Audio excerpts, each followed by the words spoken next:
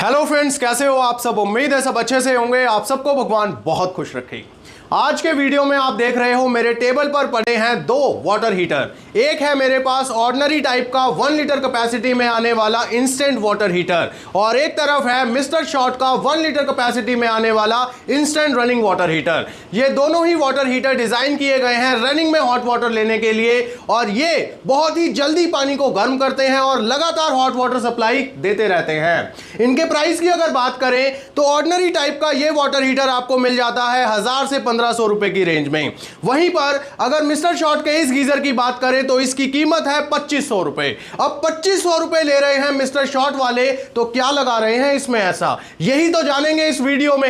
एक एक पॉइंट के ऊपर मैं कंपेयर करूंगा इन दोनों टाइप के गीजर्स को, ताकि आपको ठीक से समझ आ जाए कि आपको इनमें से कौन सी तरह का गीजर लेना चाहिए। और हम इस वीडियो में इन दोनों गीजर्स की परफॉर्मेंस को भी टेस्ट करने वाले हैं। जी हां, इनको फिट करके चलाकर देखेंगे कौन सा गीजर कितना गर्म पानी देता है और किस गीजर में क्या फीचर्स हैं। तो ये सारी चीजें इस वीडियो में मैं आपको बताने वाला हूं, तो इस वीडियो को बिल्कुल भी मिस ना करें।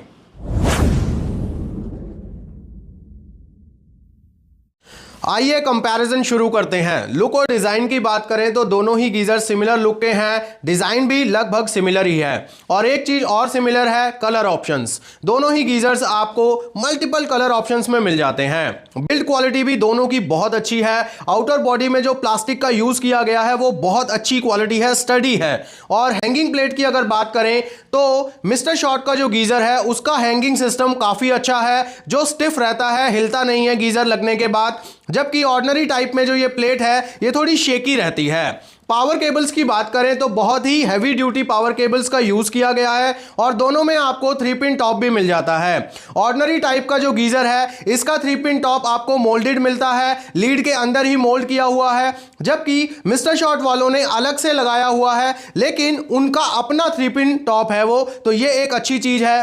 केबल की लेंथ की अगर बात करें तो जमीन आसमान का फर्क है। ऑर्डिनरी टाइप का जो गीजर है इसकी पावर केबल की लेंथ लगभग आधी है मिस्टर शॉट के गीजर से। दोनों गीजर्स के साथ कुछ एक्सेसरीज भी आपको मिलेंगी, जैसे कि पीवीसी पाइप, टैप कनेक्टर और गिट्टी पेच इनको हैंग करने के लिए। मिस्टर शॉट के गीजर के साथ आपको 2 एडिशनल एडेप्टर मिलते हैं इनलेट और आउटलेट पॉइंट के ऊपर लगाने के लिए। अब बात करते हैं बेनिफिट्स की, क्योंकि अगर आप मिस्टर शॉट का गीजर खरीदेंगे और 2500 रुपए स्पेंड करेंगे तो आपको यह भी पता होना चाहिए कि आपको क्या क्या बेनिफिट्स होंगे। दोस्तों यहां पर आप देख सकते हैं कि मिस्टर शॉट का ये गीजर ट्रांसपेरेंट है, तो ट्रांसपेरेंट होने से आपको यह पता लगता रहेगा कि कितनी स्केलिंग अंदर हो चुकी है। जब आपको लगे कि स्केलिंग अब क्लीन करने वाली है तो आप इजीली गीजर को 2 स्क्रू खोलकर ओपन कर सकते हैं और इसकी क्लीनिंग कर सकते हैं। लेकिन इस चीज का पता आपको ऑर्डिनरी टाइप के वाटर हीटर में नहीं लगता है, क्योंकि वो ट्रांसपेरेंट नहीं है। मिस्टर शॉट के गीजर में आपको मिलते हैं 2 थर्मोस्टेट, एक ऑटोमेटिक काम करता है और एक मैनुअल। उसके बाद दोस्तों दोनों ही गीजर्स में एक और डिफरेंस है और वो है इनलेट और आउटलेट पॉइंट्स को लेकर।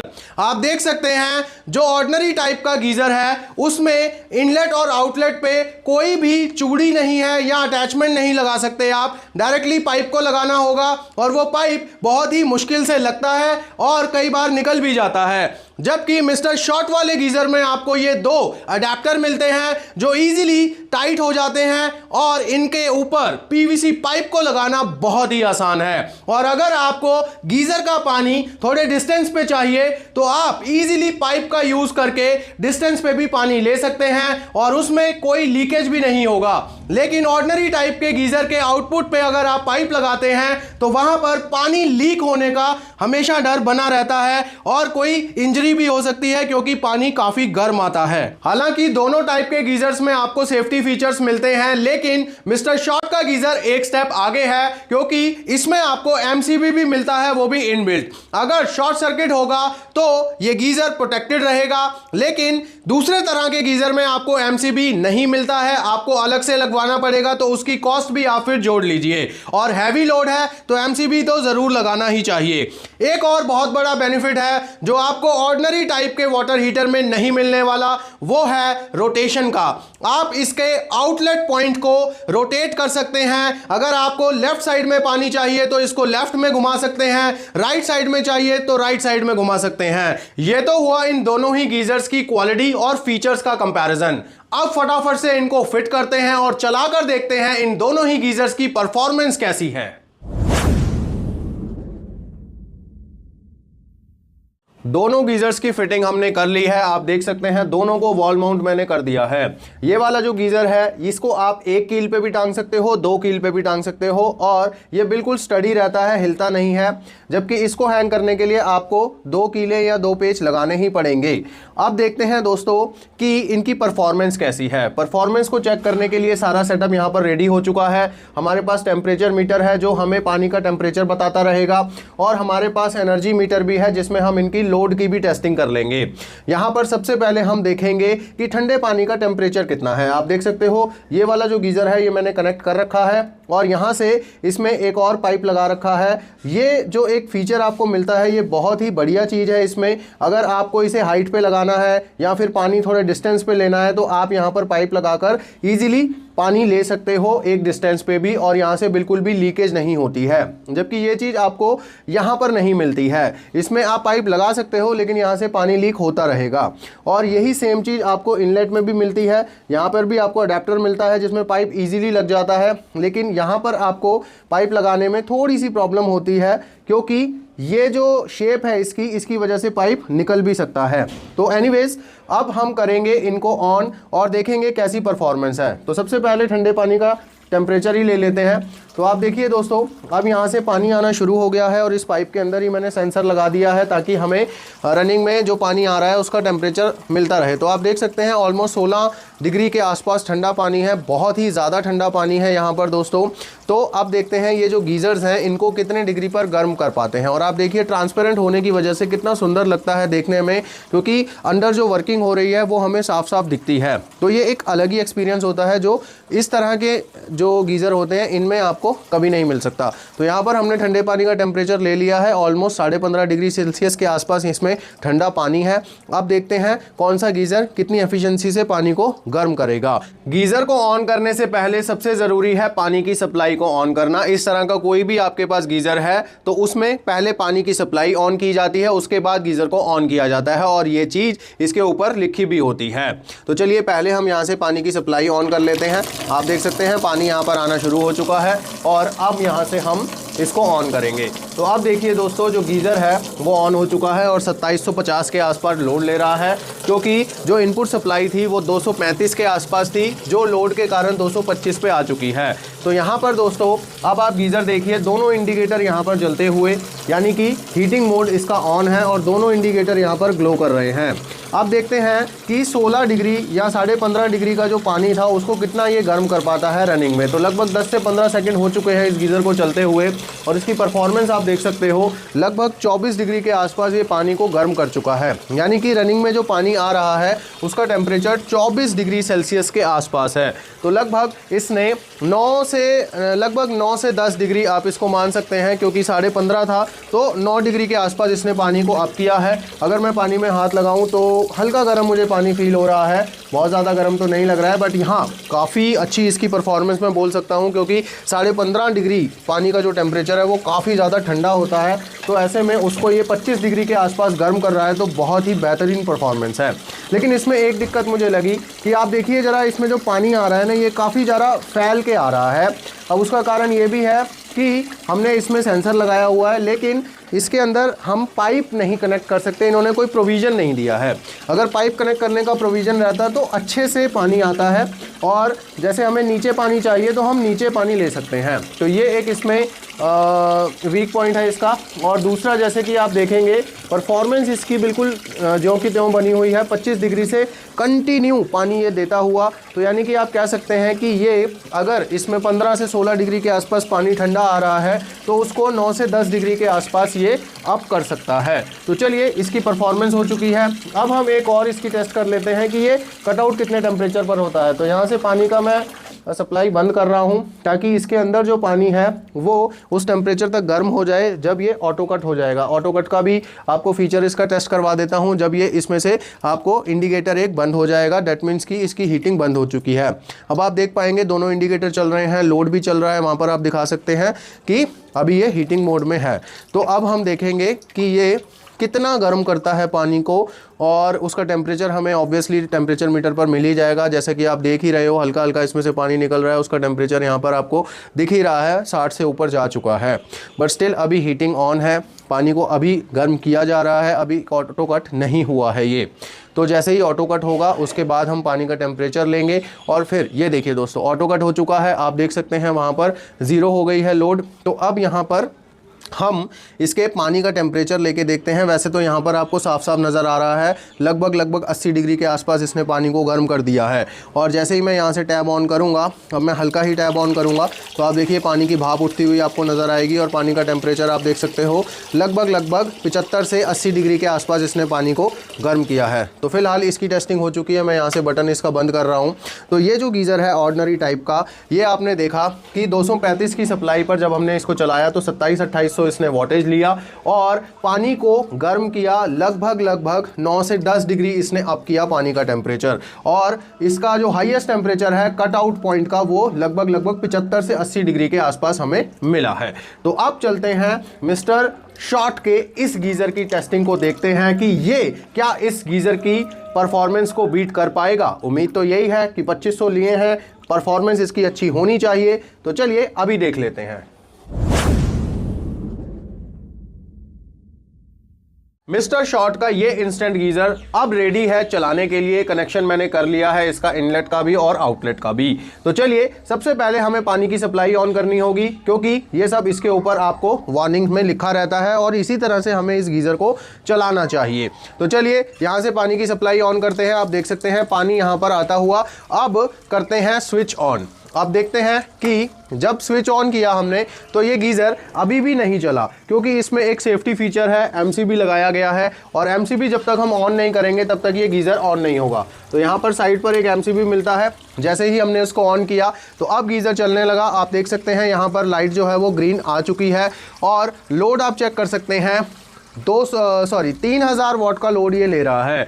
तो इसमें भी इनपुट सप्लाई 235 के आसपास थी, जो लोड के कारण 225 के आसपास आ गई। यानी ड्रॉप वोल्टेज में उतना ही हुआ है, लेकिन उतने ही वोल्टेज पर ये चल रहा है पूरे लगभग 3000 वाट के आसपास।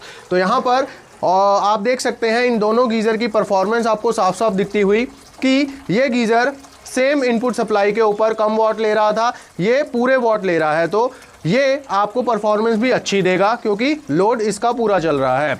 अब देखते हैं कि परफॉर्मेंस कैसी है। तो आप देख सकते हैं कि इसमें से जो ये पानी आ रहा है इसका जो रनिंग टेम्परेचर है वो हमें यहाँ पर पता लगता रहेगा।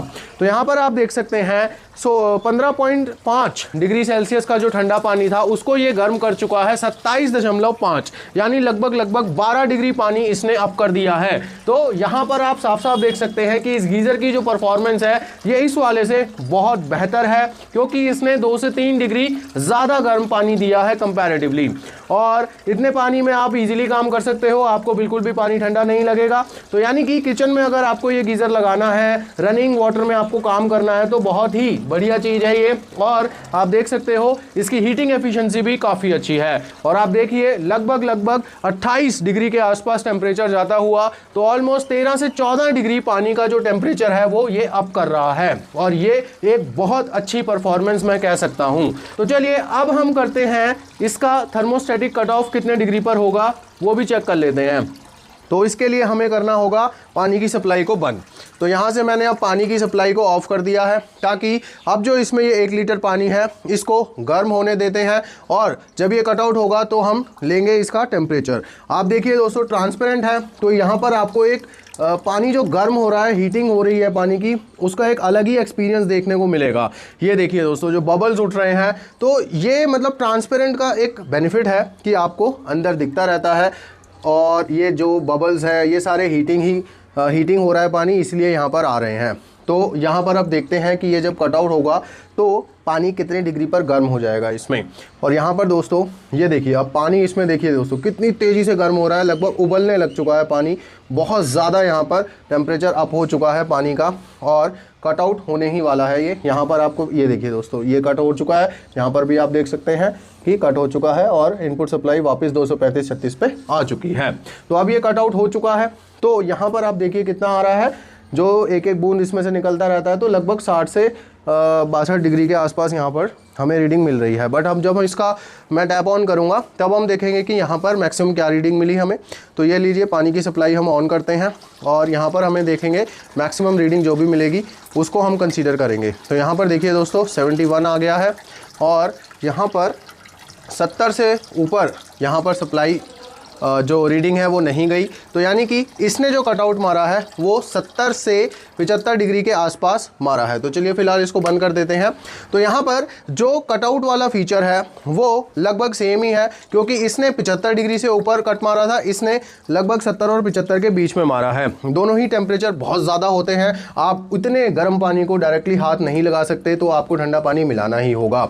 अब बात करते हैं, इसमें एक और फीचर है जो यहाँ पर आप बटन देख रहे हो, ये बेसिकली दोस्तों रीसेट का बटन होता है। इसमें डबल प्रोटेक्शन है क्योंकि इसमें 2 थर्मोस्टेट लगे हुए हैं, एक ऑटोमेटिक काम करता है और एक करता है मैनुअल वर्किंग। तो अगर एक जो ऑटोमेटिक वाला है वो फेल कर जाता है तो दूसरे वाला काम करने लगता है और ये बटन जो है ये इस तरह से ऊपर आ जाता है। तो जब ये ऐसा हो जाएगा तो आप इसको इस तरह से प्रेस करके दोबारा से थर्मोस्टेट को रीसेट कर सकते हैं, जिससे आपका गीज़र ख़राब नहीं होता, हीटिंग एलिमेंट ख़राब नहीं होता और कोई और हादसा नहीं होता है। तो ये एक बहुत अच्छी चीज़ है मिस्टर शॉट के गीज़र में आपको मिलती है। तो खूबियाँ बहुत सारी हैं, परफॉर्मेंस बहुत अच्छी है, क्योंकि मैंने इसको पॉइंट टू पॉइंट कंपेयर किया है इस ऑर्डिनरी टाइप के गीज़र से।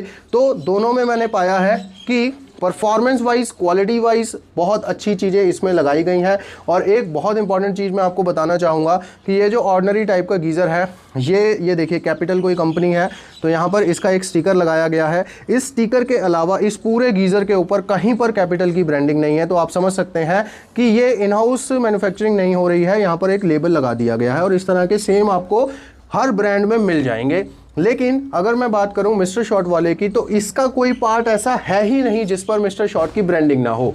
आप देखिए टॉप पर भी ब्रांडिंग है, इस पे भी ब्रांडिंग है, ठीक है। और यहाँ पर आप देखिए इस सिलेंडर पर, इधर से आइए, तो इस पर भी आपको ब्रांडिंग मिलेगी और हर चीज़ पर ब्रांडिंग है। इवन कि ये जो पीवीसी का पाइप दिया है इस पे भी ब्रांडिंग है, इसके 3 पिन टॉप पे भी ब्रांडिंग है, इवन कि एमसीबी जो लगाया गया है पीछे उस पर भी मिस्टर शॉट की ब्रांडिंग है और जो पीछे बेस है उसके ऊपर भी ब्रांडिंग है। तो यहाँ पर इस चीज़ से ये हमें पता लगता है कि ये जो सारा का सारा गीज़र है जिसके ऊपर ये सब ब्रांडिंग्स की गई हैं, तो दोस्तों प्रोडक्ट के ऊपर खर्चा किया गया है जिसका पैसा भी आपसे चार्ज किया जा रहा है और आपको एक जेन्युइन प्रोडक्ट यहां पर मिलता है जिसकी सारी चीजें इन हाउस मैन्युफैक्चर हो रही हैं। हालांकि ये कोई स्पॉन्सर्ड वीडियो नहीं है, मैंने इसको अपने पैसे लगाकर खरीदा है, लेकिन स्टिल मुझे परफॉर्मेंस और क्वालिटी में कोई इशू नहीं लगा इसकी। इसीलिए मैं अपने व्यूअर्स को कहता हूं, अगर आपने यहां तक वीडियो देख लिया है तो आप मिस्टर शॉट का ये वाला जो गीज़र है इसको ज़रूर खरीद सकते हैं, जिसका लिंक आपको वीडियो में भी मिल जाएगा और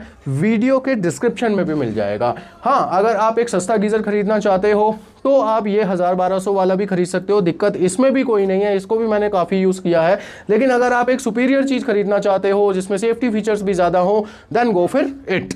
तो यहाँ पर ये वीडियो होती है ख़त्म। आपको इन दोनों गीज़र्स की परफॉर्मेंस कैसी लगी मुझे कमेंट्स करके ज़रूर बताइएगा। इसी तरह की इन्फॉर्मेटिव वीडियोज़ देखते रहने के लिए हमारे चैनल के साथ जुड़े रहिए, क्योंकि ऐसी वीडियोज़ आपको कहीं नहीं मिलेंगी, सिर्फ एम ब्लॉग्स चैनल पर ही ऐसी वीडियोज़ आपको मिलती हैं।